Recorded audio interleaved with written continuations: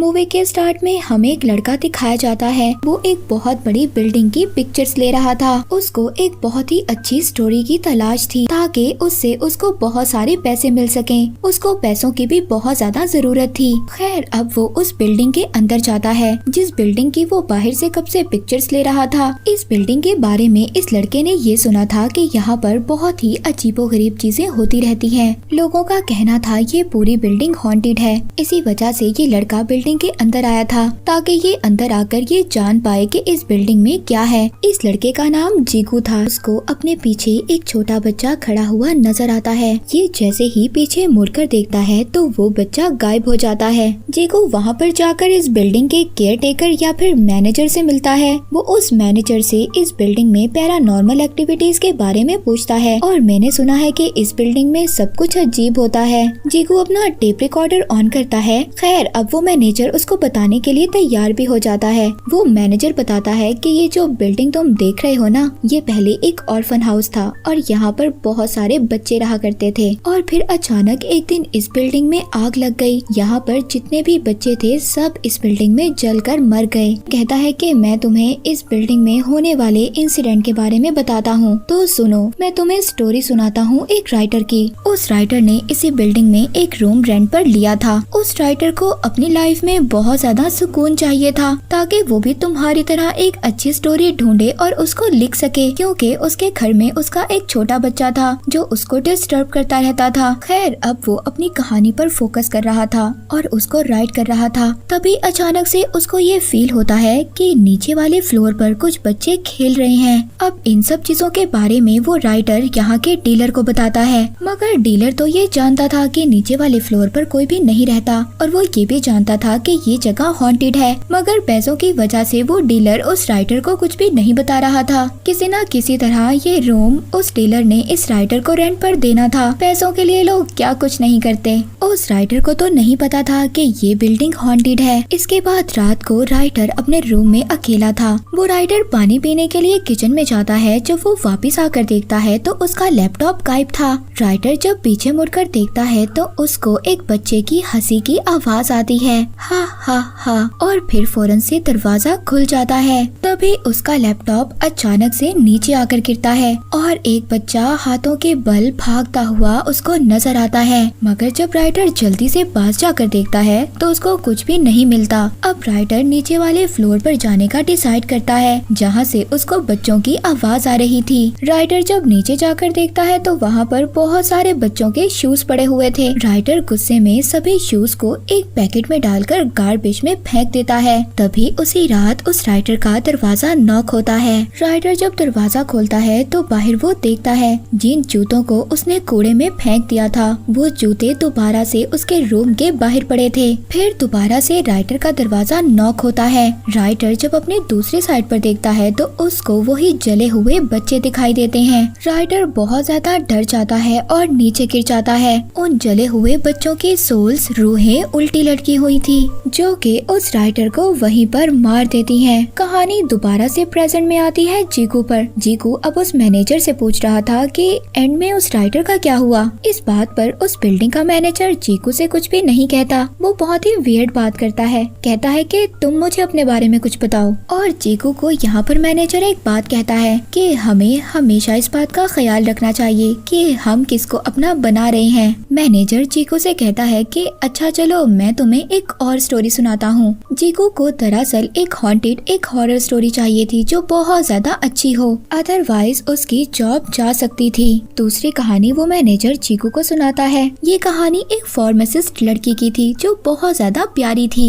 वो अपने रूम में शॉवर लेकर आई थी और उसके रूम में एक रेडियो चल रहा था जिस पर ये न्यूज चल रही थी। उस रेडियो में ये न्यूज चल रही थी कि एक आदमी ने अपनी बीवी और अपने 9 साल के बेटे का मर्डर कर दिया है और पुलिस वाले उस आदमी को ढूंढ रहे हैं। मगर वो लड़की अपनी मदर से बात कर रही थी। उसकी मदर अपनी बेटी को समझा रही थी किसी के साथ भी रिलेशनशिप में मत आना, क्योंकि उसकी मदर को उसके फादर से धोखा मिल चुका था और इसीलिए ये एडवाइजेस वो अपनी बेटी को दे रही थी। लेकिन वो लड़की अपनी मदर की बातें नहीं सुनती और फोन कट कर देती है। तभी वहाँ पर हम उसके साथ एक लड़के की पिक्चर देखते हैं। यहाँ पर हमें पता चलता है कि ये लड़की तो पहले ही अपने फ्रेंड के साथ रिलेशनशिप में थी। अब रात को उसका वही फ्रेंड उसके घर पर आता है। वो बहुत ज्यादा टेंशन में था। ये लड़की अपने फ्रेंड से पूछती है कि क्या हुआ। वो लड़का बताता है कि हमारे बारे में मेरी वाइफ को सब कुछ पता चल गया है और कुछ दिन के लिए मुझे तुम्हारे साथ ही रहना होगा। वो लड़की कहती है कि कुछ दिन क्या, तुम सारी जिंदगी मेरे साथ रह सकते हो।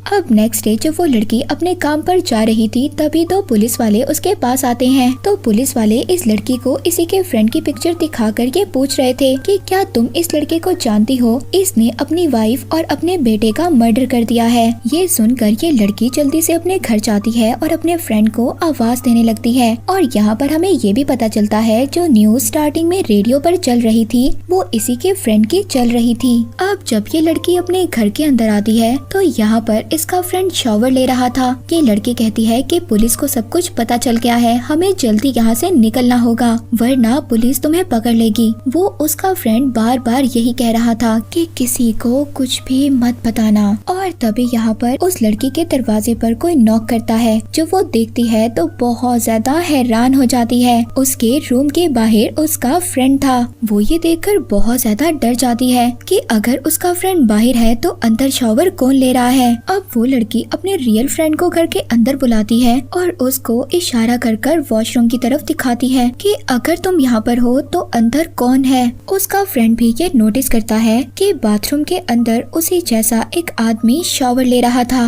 मगर तभी ये दिखाया जाता है कि इस लड़के ने अपनी वाइफ और अपने बेटे को कैसे मारा। उसके हाथ में एक हथौड़ी दिखाई जाती है जिससे उसने अपनी वाइफ और अपने बेटे का मर्डर किया था। तभी आसपास का सीन चेंज हो जाता है और घर की जो वॉल्स थी वो खून से भर जाती हैं और जो शॉवर ले रहा था वो कोई इविल स्पिरिट थी। वो कहती है कि मैंने तुम्हें कहा था ना तुम किसी को कुछ भी नहीं बताओगी। और इसी के साथ स्क्रीन ब्लैक हो जाती है, यानी कि उस इविल स्पिरिट ने उस लड़की और उसके फ्रेंड को भी मार दिया होगा। और ये स्टोरी सुनाने के बाद वो मैनेजर अपनी तीसरी कहानी स्टार्ट करता है। ये कहानी उसी डीलर की थी जिसने राइटर को रूम रेंट पर दिलवाया था। जिस डीलर ने राइटर को ये नहीं बताया था कि ये बिल्डिंग हॉन्टेड है। हम उस डीलर को देखते हैं जो टेबल पर बैठा खाना खा रहा था और वो बैठा किसी से बातें कर रहा था। हमें ऐसा फील होता है कि वो डीलर अपनी वाइफ के साथ बैठा बातें कर रहा था। मगर जैसे ही हम उस इंसान को देखते हैं जिसके साथ डीलर बैठा बातें कर रहा था,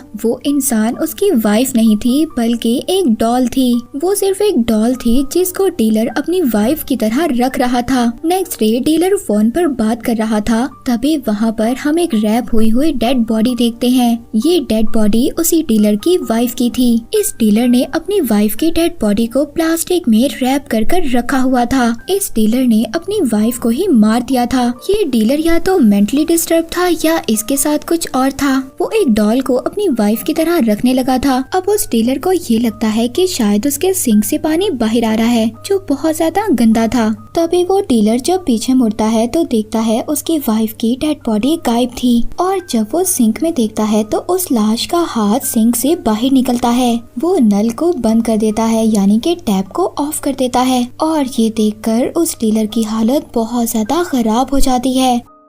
इसके बाद नेक्स्ट सीन में हमें दिखाया जाता है यही डीलर अगले दिन उसी डॉल के साथ बैठा खाना खा रहा था और तभी अचानक से इसको दोबारा से सिंक से आवाजें आने लगती हैं। जब वो सिंक की तरफ देखता है तो अचानक से उसकी डॉल पीछे से गिर जाती है। जब वो डॉल की तरफ देखता है तो उसके सामने उसकी बीवी की लाश थी। ये सब चीजें देखकर डीलर बहुत ज्यादा डर गया था और अब उसने खुद को एक रूम में लॉक कर लिया था। लेकिन उसको ऐसी आवाजें आ रही थी कि जैसे उसकी बीवी की डेड बॉडी प्लास्टिक से बाहर निकल रही हो और वो एक कबर्ड में छुप जाता है। तभी जो उसकी डॉल थी ना वो उसके पीछे आ जाती है और यहीं पर सीन कट हो जाता है। अब यहाँ पर मैनेजर ने चीकू को 3 कहानियाँ सुनाई थी। चीकू डीलर की स्टोरी सुनने के बाद उसी डीलर के पास जाता है जो अभी तक जिंदा था। वो मरा नहीं था मगर उस डीलर के दोनों हाथ कट चुके थे। इस बिल्डिंग, इस मेंशन में जो भी कोई चीज थी उस चीज ने उस उस डीलर के हाथ काट दिए थे। उसको मारा नहीं था मगर वो ऑलमोस्ट बहुत ज्यादा पागल हो गया था। मगर यहाँ पर डीलर कुछ अजीब सी बातें बोलता है।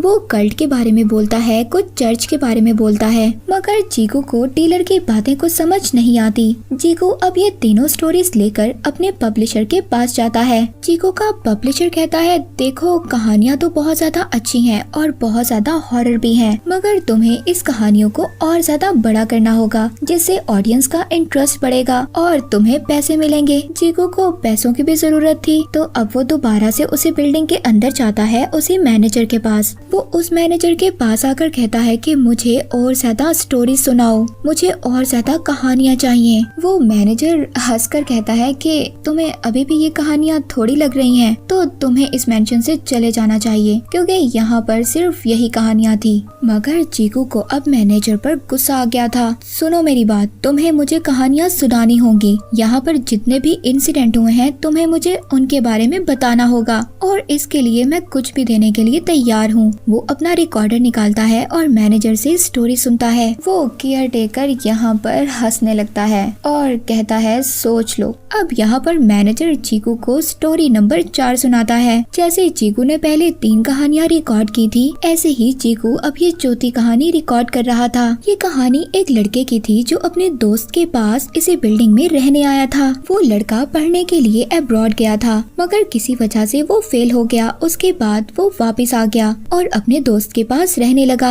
अब वो लड़का खैर अपने फ्रेंड से मिलता है और बहुत ज्यादा खुश होता है। वो लड़का अपने फ्रेंड के फेस पर देखता है जिसके फेस पर बहुत सारे पिंपल्स बने हुए थे। उसके पिंपल्स में काफी ज्यादा इचिंग हो रही थी जो काफी ज्यादा अजीब था। और वो लड़का अपने फ्रेंड के घर में जब खाना देखता है तो खाना बहुत ज्यादा गला सड़ा था। उस लड़के का फ्रेंड खाना ऐसे खा रहा था जैसे खाना बहुत ज्यादा टेस्टी और फ्रेश हो। वो अपने फ्रेंड को देखकर बहुत ज्यादा हैरान हो रहा था। जब उस लड़के का फ्रेंड अगले दिन अपने काम पर चला जाता है तो लड़का पीछे से जब उसका घर देखता है, वो उसके फ्रिज को ओपन करता है तो खाना तो बहुत ज्यादा गला सड़ा पड़ा था। वो अपने फ्रेंड के घर की सफाई कर देता है, मगर जब वो अपने फ्रेंड का रूम देखता है तो उसके रूम से बहुत ज्यादा बदबू आ रही थी क्योंकि उसके फ्रेंड के रूम में बहुत ज्यादा ब्लैक मोल्ड थे, यानी कि उसके रूम में फंगस लगी हुई थी और वहाँ पर उसके फ्रेंड और उसके पेरेंट्स की एक पिक्चर लगी हुई थी। वो पिक्चर तो बहुत ज्यादा गंदी थी, उस पर भी फंगस लगी हुई थी। अब वो अपने दोस्त के रूम को भी साफ कर देता है। उसका दोस्त जब वापस घर आता है तो वो देखकर शॉक्ड हो जाता है। वो अपने ही फ्रेंड को मारने लगता है कि तुमने मेरे घर को साफ करने की कोशिश कैसे की और तुमने मेरे पेरेंट्स को कैसे हाथ लगाया। अब इस लड़के को इस घर में बहुत ज्यादा सब कुछ अजीब लग रहा था। वो डर गया था। उसका ये मानना था कि जिस घर में ब्लैक निशान होते हैं वहाँ पर इविल स्पिरिट्स होती हैं। वो अपना सामान पैक करता है और यहाँ से जाने की तैयारी करता है। तभी उसको वहाँ पर स्मेल आने लगती है। जो रूम अभी कुछ टाइम पहले उसने साफ किया था वो बिल्कुल पहले जैसा हो गया था और वो जो फंगस और ब्लैक निशान थे वो इसी पेंटिंग से निकल रहे थे। तभी वहाँ पर उस लड़के का फ्रेंड आता है। उसका फेस अजीब सा हो गया था। उस लड़के का दोस्त जब अपने फेस से हाथ हटाता है तो उसके फेस पर फंगस लग चुकी थी और अब ये बात क्लियर हो गई थी। उस लड़के का दोस्त जिंदा नहीं था, वो मर चुका था। और तभी जब ये लड़का डरता हुआ पीछे को जाता है तो उसी पेंटिंग से ब्लैक कलर के हाथ बाहर आते हैं और इस लड़के को उस पेंटिंग के अंदर ले जाते हैं। तभी उसी रूम का डोर खुद ही बंद हो जाता है और क्लियर बात ये थी कि वो लड़का भी इसी बिल्डिंग में मारा गया था। दोबारा से स्टोरी प्रेजेंट में आती है जीगू पर। जीगू उस मैनेजर से पूछता है क्या ये पूरी बिल्डिंग किसी कल्ट ने बनाई थी। अब वो मैनेजर जीगू को यहाँ पर एक रूम की चाबी दे देता है। अगर तुम्हें सच जानना है ना तो खुद ही जाकर जान लो। और मैनेजर ने जीगू को जिस रूम की चाबी दी थी वो रूम नंबर था 1504। वो रूम इस बिल्डिंग के बिल्कुल लास्ट में था। जीगू जैसे ही उस रूम में जाता है वहाँ पर उसको एक टेप मिलती है जिसको वो ऑन करता है। वो टेप किसी और का नहीं बल्कि उसी मैनेजर का था। इसके बाद हमें एक और सीन दिखाया जाता है जीगू के फ्रेंड का, जो जीगू के बारे में बैठी सोच रही थी क्योंकि जीगू का बर्थडे था और जीगू ने अपनी इस इन्वेस्टिगेशन की वजह से अपना बर्थडे भी मिस कर दिया था। एक दिन उसके फ्रेंड की नजर उसी रिकॉर्डर पर पड़ जाती है, यानी कि उसी पहली 3 स्टोरीज की रिकॉर्डिंग पर जो जीगू ने की थी मैनेजर के बताते हुए। यहाँ पर शॉकिंग बात ये थी, जब जीगू की फ्रेंड ये टेप सुनती है तो उसमें तो सिर्फ जीगू की आवाज थी और तो किसी की आवाज थी ही नहीं। देखी, जीकू जिस आदमी का इंटरव्यू ले रहा था उस आदमी की तो आवाज ही नहीं थी और तभी वो समझ जाती है कि जीकू की जान खतरे में है और वो फौरन से उस बिल्डिंग की तरफ निकल जाती है। दूसरी तरफ जीकू को दिखाया जाता है, उसने जो टेप उठाई थी उसमें से अचानक से आवाज आती है, सुनो जीकू, अगर तुम सुन रहे हो तो तुम सच्चाई जानना चाहते हो और ये कहानी मैं तुम्हें खुद बताऊंगा।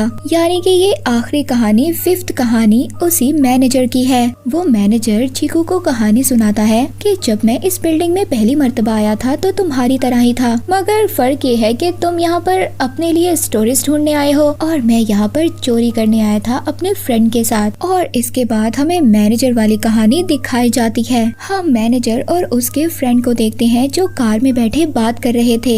यहाँ पर हमें पता चलता है कि ये बिल्डिंग किसी ऐसे ने बनाई थी जो डेमंस की पूजा किया करते थे और उन्हीं लोगों के ढेर सारे पैसे इसी बिल्डिंग के एक रूम में थे। अब मैनेजर और उसके दोस्त को पैसों की इसलिए जरूरत थी क्योंकि मैनेजर के फ्रेंड की मदर हॉस्पिटल में एडमिट थी और मैनेजर के फ्रेंड को अपनी मदर के इलाज के लिए पैसे चाहिए थे। इस वजह से वो इस बिल्डिंग में चोरी करने आए थे और अब वो उसी रूम में जाते हैं 1504 में, जिसकी चाबियां मैनेजर ने जीकू को दी थी। वहाँ पर इनको कल्ट के लीडर की लाश मिलती है। तभी वहाँ पर मैनेजर का फ्रेंड वहाँ पर जो पड़ी हुई कबर्ड थी उसमें से बाल निकलते हुए बाहर देखता है। जैसे ही वो पास जाकर देखता है तो वो बाल गायब हो जाते हैं, मगर इस बात पर वो मैनेजर यकीन नहीं करता। वहाँ पर जो लाश थी ना उस कल्ट के लीडर की, उस लीडर की लाश के पाँव में कुछ घुंघरूओं को बांधा हुआ था और वहीं पर एक कपड़ा भी पड़ा हुआ था। यहाँ पर मैनेजर अजीब सी बात करता है, तुम्हें पता है कि इस लाश को दोबारा भी जिंदा किया जा सकता है